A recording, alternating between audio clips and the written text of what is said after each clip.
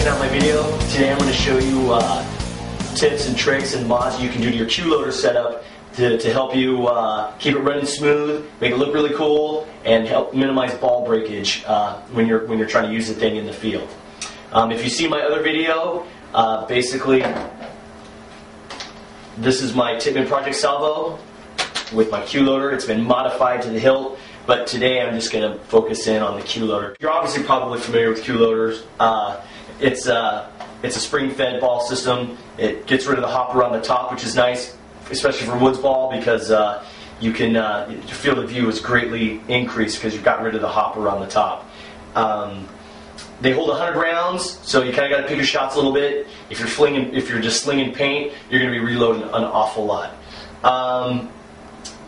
If you're familiar with them, you know that it doesn't look like this.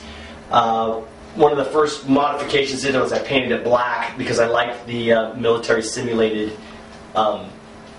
stuff. So it usually comes tan and transparent, so you can see when you're loading it and how much paint you have left.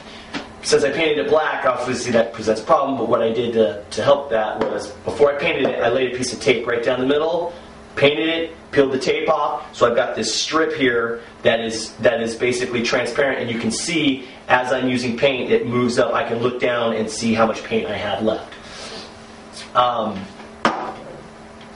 The feeder itself is stock. You can get that stuff at Cue Loader website. The way it mounts on this gun, that's a stock setup. The feeder's stock.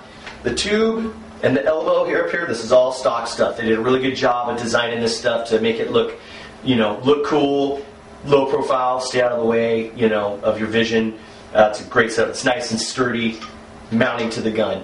What isn't stock is this piece on the end here. This is something I came up with.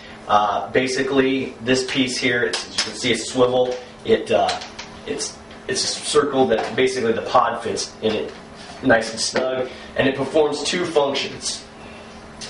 One, obviously, as you can see, it's there because I like the way it looks. It looks like a grenade launcher, looks pretty trick. It makes the whole gun look a little more real. The other thing, and probably the most important thing, is the stability of the pod. Without it, this pod just hangs out there in midair, and there's really nothing supporting it. So if you hit it, or you're holding it, or you slam it on something, you run the risk of possibly breaking it, this assembly right here. But with this on it, that thing is,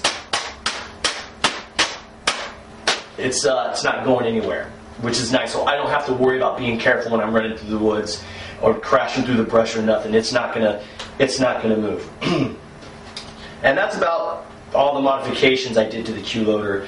Now I'll discuss some of the things you can do to help it, keep it working right. Obviously, if you've been to their website, they have tricks on how to pre-wind. That's pretty important, and how to take apart the pod. Just be real careful when you're taking it apart. Once you get the hang of it, it's gravy, but it can be kind of complicated and a little bit nerve-wracking at first. But once you get it, you'll be fine.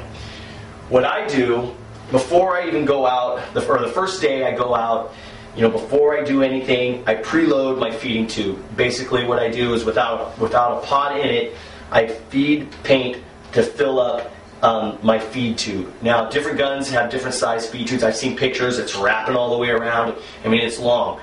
The reason I do that is if you look, you'll know there's a spring inside that keeps the balls from backing out. By doing that, when you load in your cue loader pod for the first time, if there's no balls in there, that paint is spring loaded. It's going to just slam in there, and you could possibly break one before you even pull the trigger. So by preloading the feeder, it's not allowing all those balls to just slam into the feeder at one time. It'll do it for a second and just go. That's it. The other thing I keep hearing about from people is when they're trying to reload or disengage their pod, if they're halfway full or there's pods or there's balls left in it, it gets stiff, and then you got to force it, and basically what happens is a ball is stuck in there and it breaks and it makes a mess.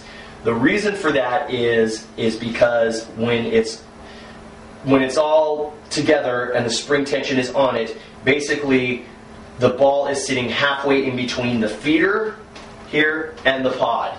Now you can adjust that. I haven't heard anybody say it, but you can, because I've done it.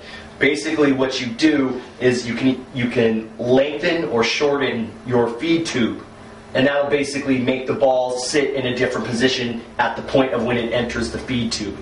To determine this, what you're going to want to do, like on my tippmann, I have to have it cocked, have the bolt open, balls throughout the feeder, and then I take one and try and hold it on inside the feeder without a pod in it. So it's got to be like this. I got to look in there and I hold the ball in there with pressure on it, kind of simulating the spring. And by doing that, you can look and see if a ball is sticking halfway out of the feed tube, that's not the right position. You're going to break them. What you want to do is get that tension, the length of this tube, right, where if you're holding a decent amount of tension on it, the ball is barely sticking out. Even a little bit more is fine, like maybe a quarter, not half a ball. I have this problem, if I run small paint in this, it breaks them, trying to disengage the pod.